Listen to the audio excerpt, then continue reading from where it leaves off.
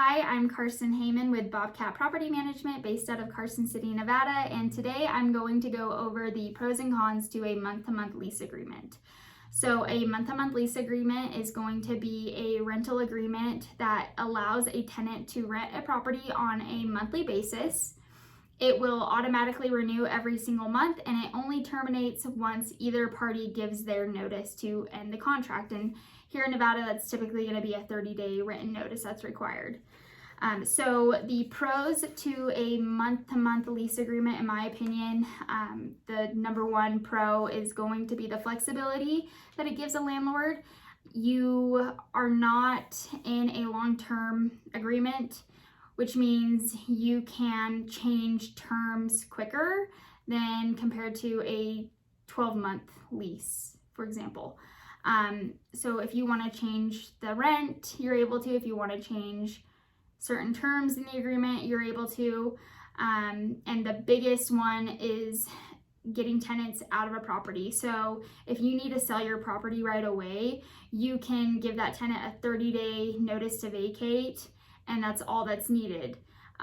It can be a lot more difficult when you're in a 12-month lease to get a tenant to move out unless they've done a huge breach in the agreement.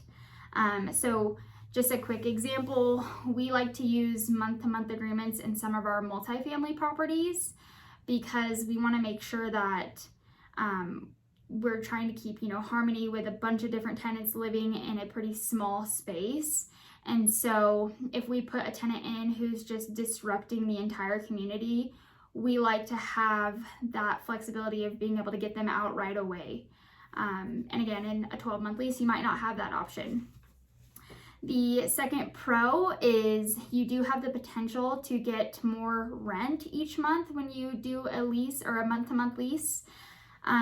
Here in Carson City, Nevada, the most common lease that's offered is going to be a 12-month lease agreement.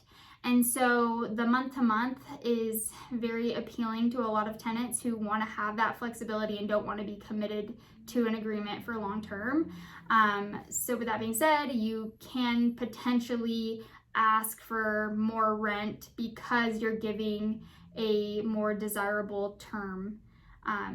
And of course, there's going to be a lot of tenants out there who would prefer a longer term lease, but there's also a lot of tenants out there who don't want to be in that long-term commitment. The cons to a month-to-month lease agreement, number one is the potential of having frequent turnover, and you just don't have the stability that you would probably have with a 12-month lease. And the second con is more admin work. So the more turnover that you have, the more admin work you're gonna have, the more maintenance you're gonna have to deal with. So those are just two very quick examples of pros and cons on either side, and I do plan to do another video on the pros and cons of a 12-month lease.